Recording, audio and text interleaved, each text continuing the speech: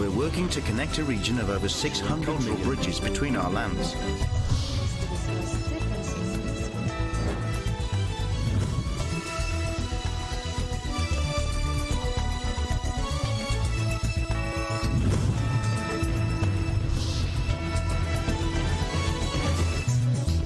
Good evening, I'm Alma Angeles, and you're watching ASEAN in Focus on tonight's headlines.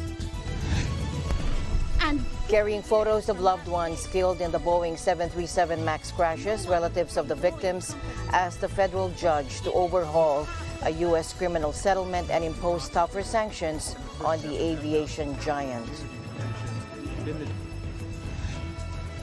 New survey on opium growing in Myanmar, published on Thursday by the UN Office on Drugs and Crime, estimates that poppy cultivation is up by an estimated 33% on the previous season. And also good news. And the Philippines is on track to achieve economic prosperity, Budget Secretary Amena Pangandaman said, as she encouraged more European investors in the country. And Thailand will boycott a kickboxing event at the Southeast Asian Games in Cambodia in May, in a row with the hosts over what to call the sport.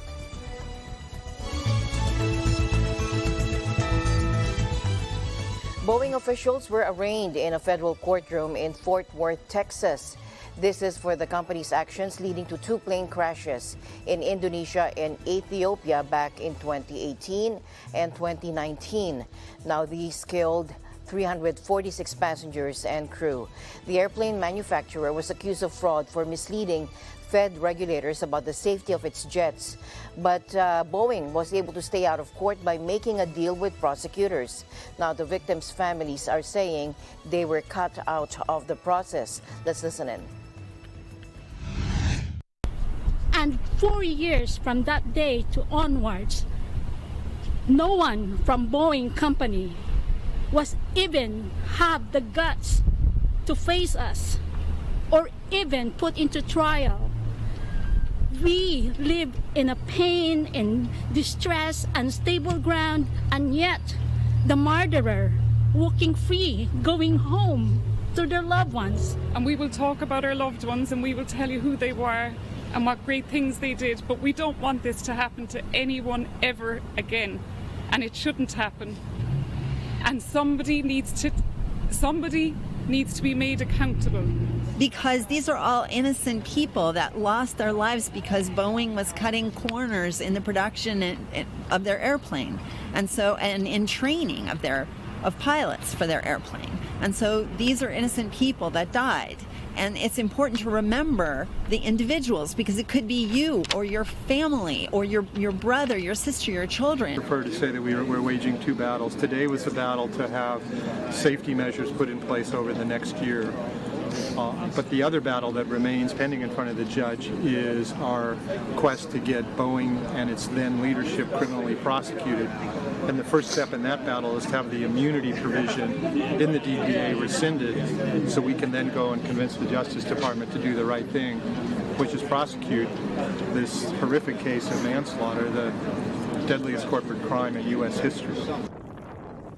Now, Boeing was charged with conspiracy to defraud the U.S. government for allegedly skirting safety rules when introducing its 737 MAX jets. Flaws in the systems were found to have led to the accidents. It is nearly 4 years since Ethiopian Airlines flight ET302 crashed minutes after takeoff from Addis Ababa to Nairobi.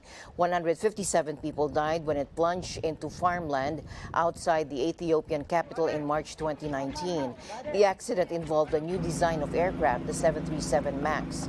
And then just months earlier, an almost identical aircraft operated by the Indonesian carrier Lion Air had crashed into the Java Sea on what should have been a routine flight from Jakarta to Pangkal Pinang. 189 passengers and crew lost their lives there. But Boeing avoided the trial by agreeing to pay $2.5 billion. The families have rejected the validity of the agreement, arguing that Boeing's immunization from prosecution should be stripped because the DOJ flouted the U.S. Crime Victims' Rights Act, which required the government to confer with them prior to entering into the agreement. A new survey on opium growing in Myanmar, published on Thursday by the UN Office on Drugs and Crime, or UNODC, estimates that poppy cultivation is up by an estimated 33% on the previous season. UNODC Regional Representative Jeremy Douglas said the economic and political disruptions caused by the military coup, which overthrew the democratic government, have left farmers in remote regions with little option but to move back to opium cultivation. Let's listen in. The Golden Triangle, in a sense, is back in the opiate business.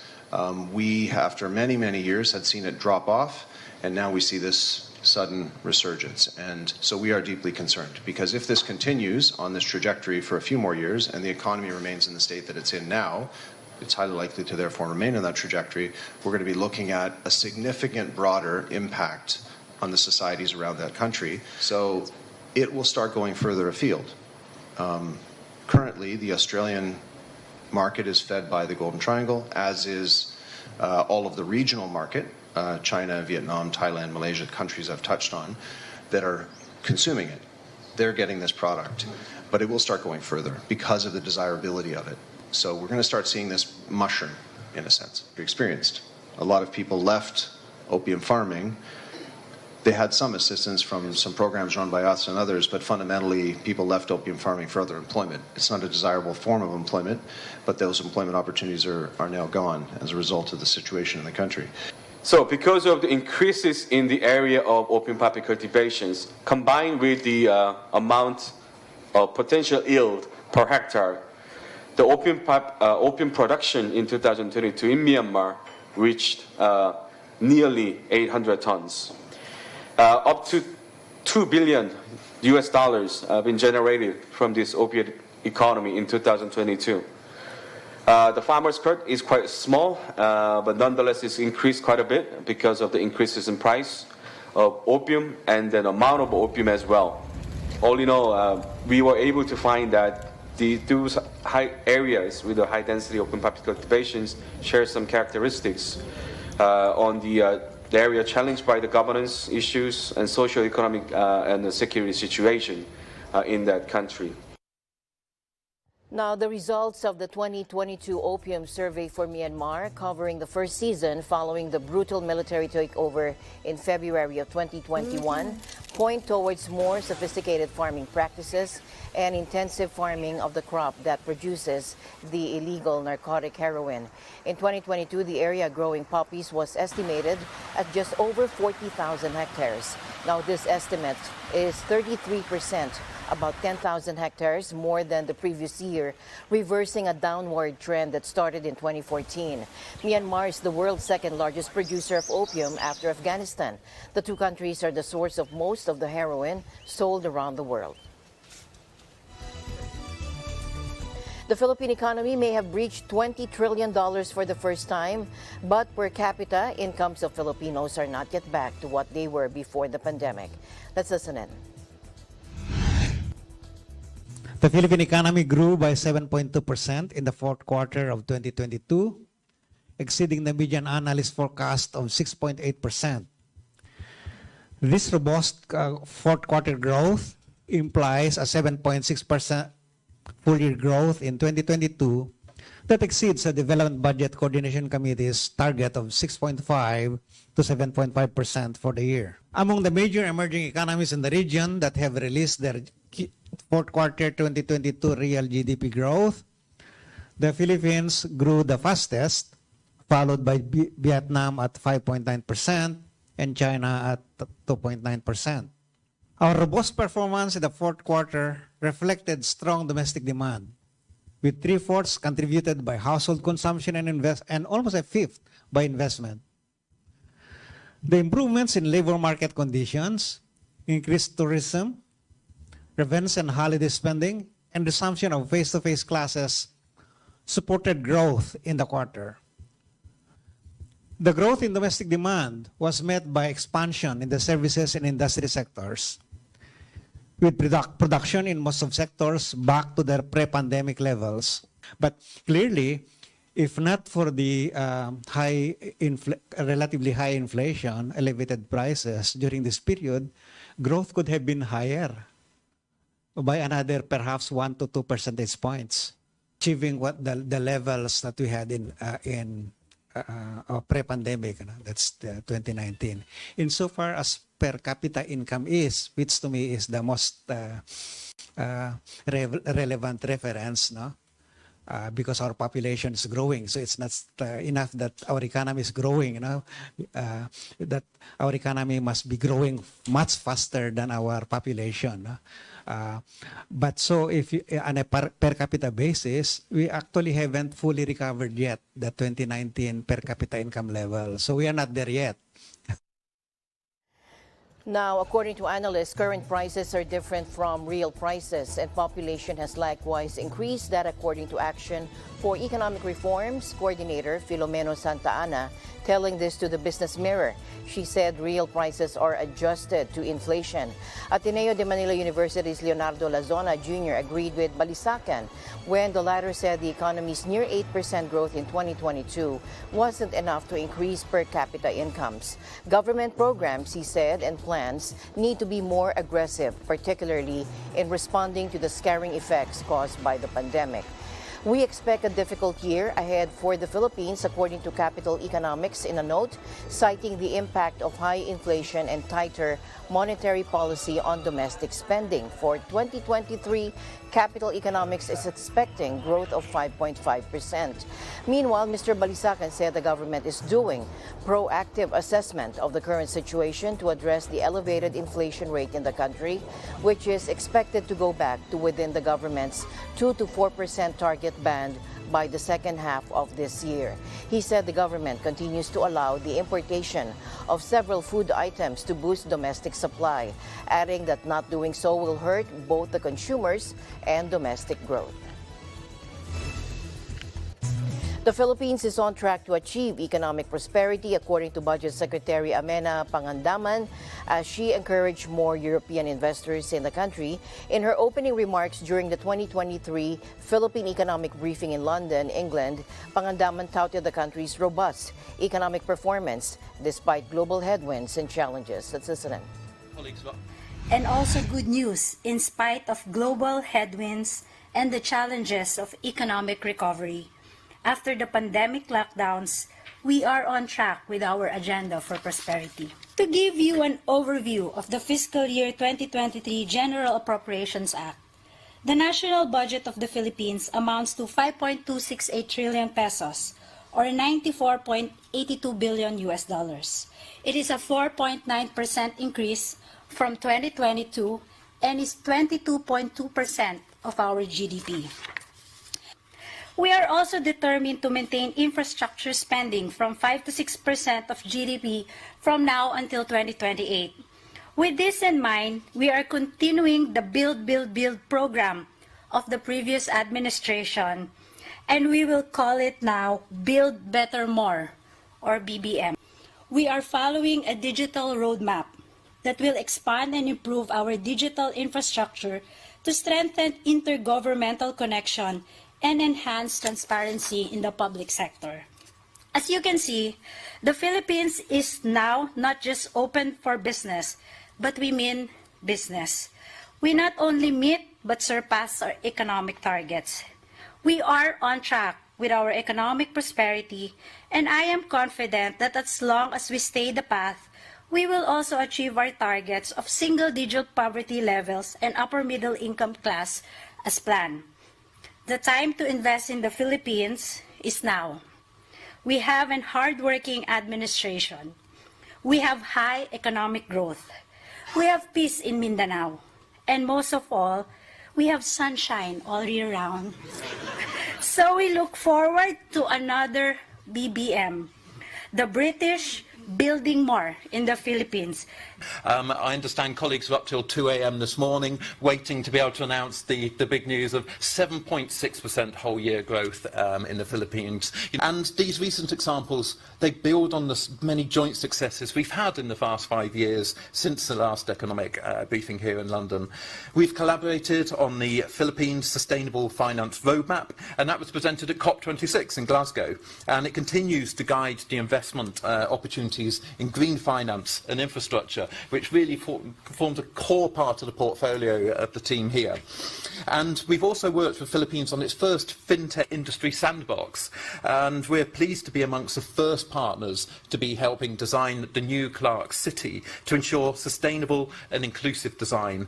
And we're pleased to bring a delegation of officials, senior officials from the Basis Conversion and Development Authority, the BCDA, here to the UK to explore partnerships and how we can make that ambition and into a sustainable, inclusive vision in what will be a new mega metropolis. And the other thing to remember, we talk about Philippines, this really is a growing country in every sense of the word. And so sustainable growth, sustainable development in its urban design is critical. According to a new UN report, world output growth is projected to decelerate from an estimated 3% in 2022 to 1.9% in 2023, marking one of the lowest growth rates in recent decades. Launching the World Economic and Social Prospects 2023, the Undersecretary General for Economic and Social Affairs, Lee Junhwa, said the near-term economic outlook is a very sobering projected growth. Let's listen more.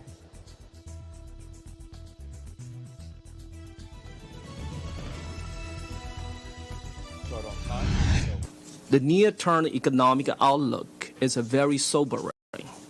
Projected global growth in 2023 is the lowest we have seen in the last decade, down to just 1.9%.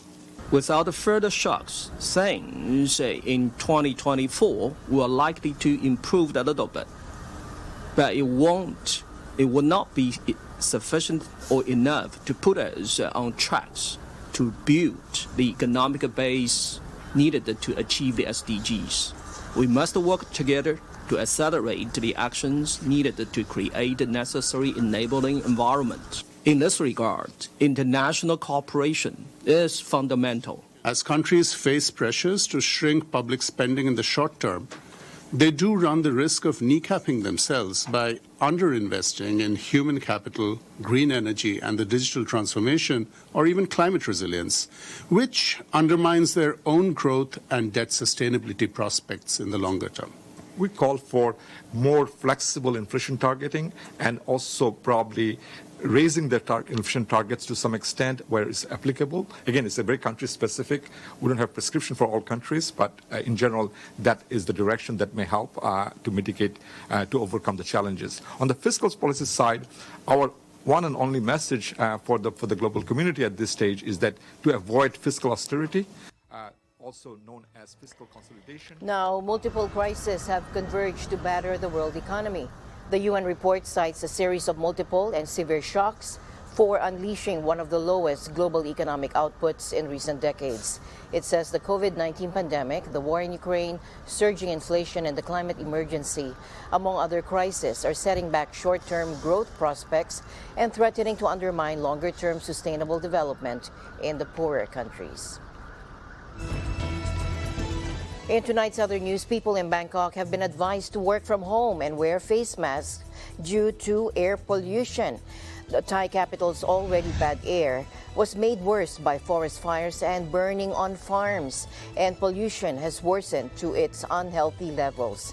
Agricultural burning and forest fires are a major cause of air pollution in Thailand between December and April, especially in the northwest. Pollution from these fires also affects Bangkok, which already struggles with bad air due to its factories, construction, and traffic. The Health Ministry said the number of patients experiencing pollution-related health problems more than doubled to nearly 213,000 this week, and that is about 96,000 last week. The Sydney Herald Morning reports that Australia is moving forward with its plans to purchase advanced sea mines to defend its territorial waters from Chinese and other potential enemies' naval incursions. The government will spend up to $1 billion Australian dollars on procuring high-tech underwater weapons. The steps, which represent Australia's first significant investment in sea mines since the Vietnam War, are meant to deter China and other potential rivals from sending ships and submarines into the country's waterways.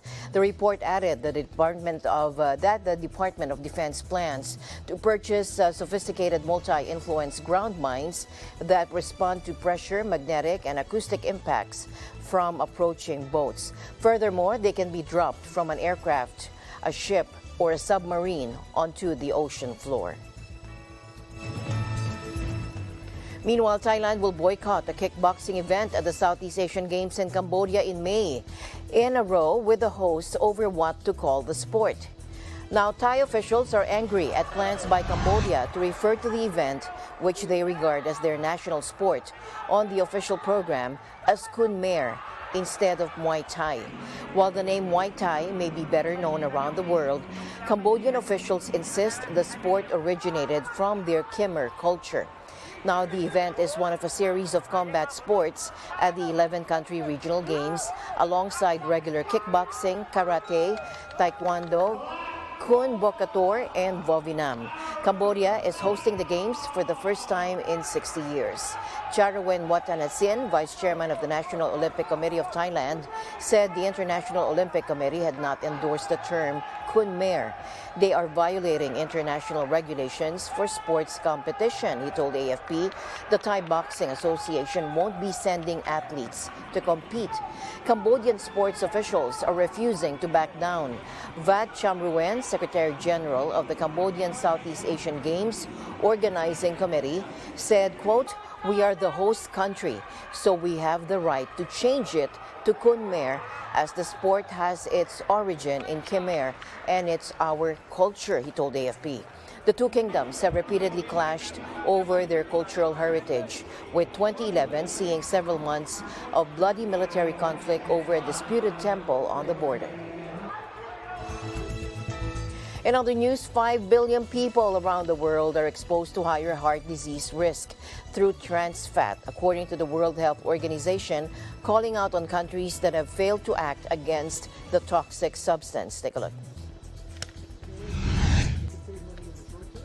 Trans fat are a particular kind of fat that you find naturally in food coming from animals such as cows, ruminants, in dairy or products or in meat, or can be added by the industrial manufacturing to food.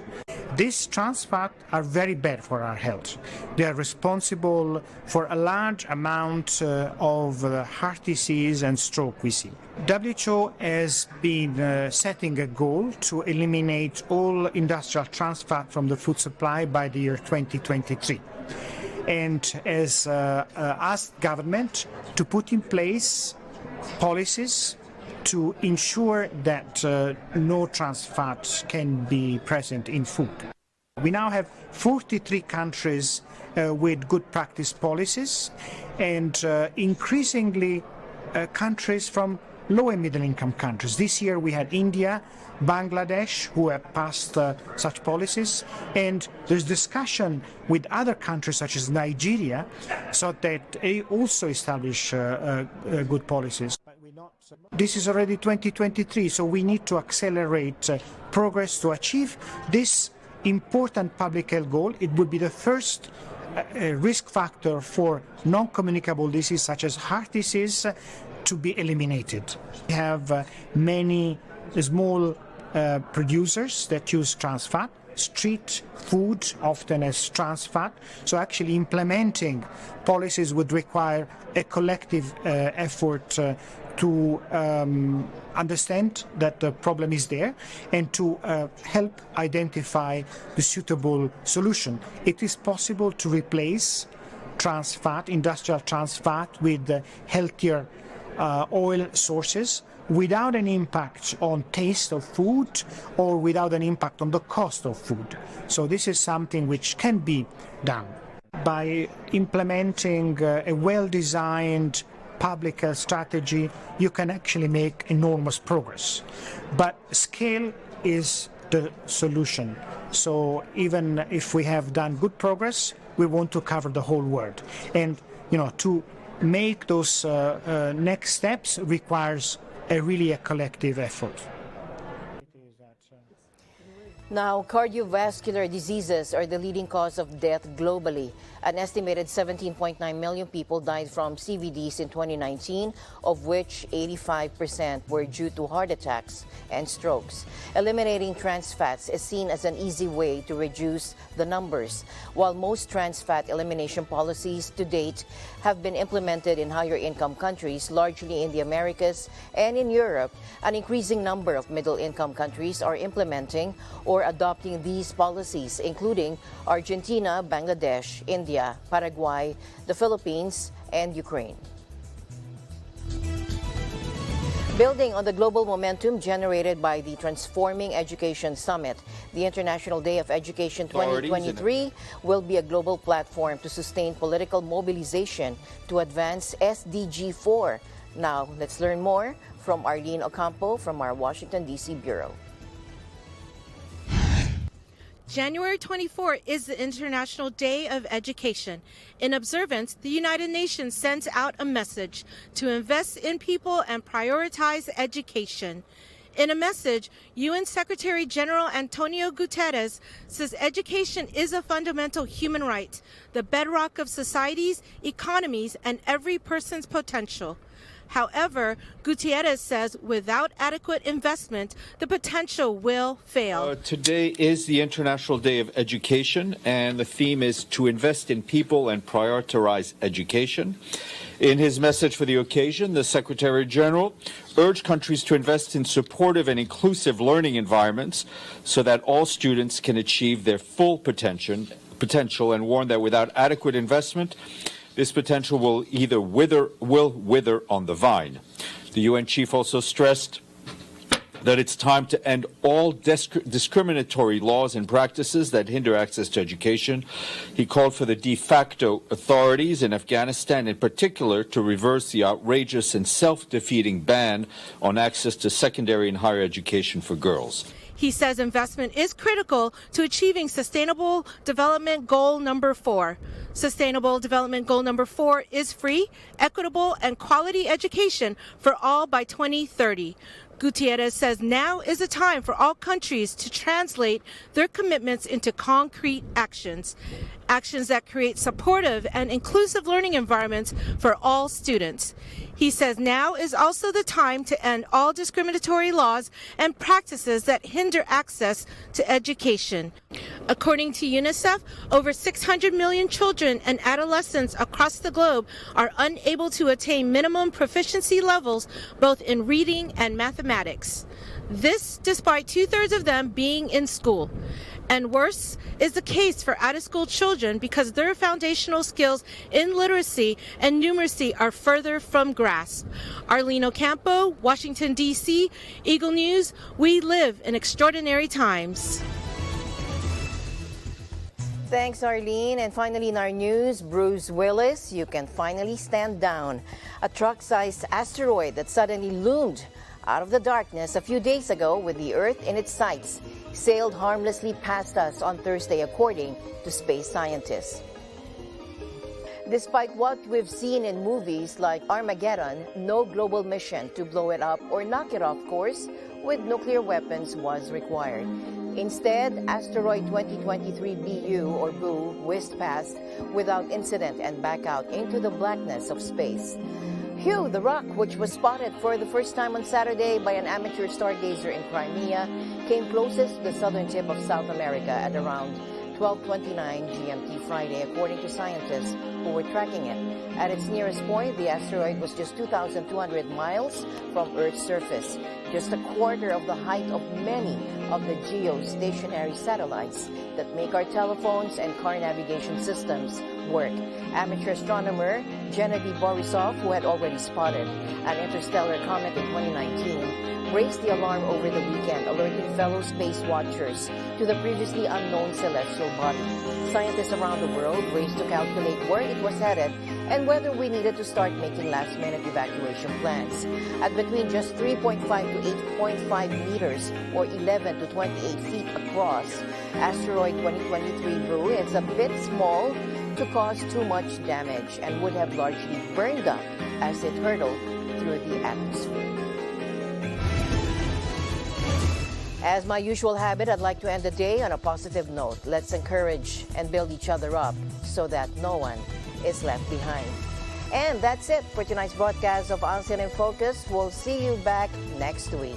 I'm Alma Angeles, reminding you to stay in the news because we live in extraordinary times. Good night.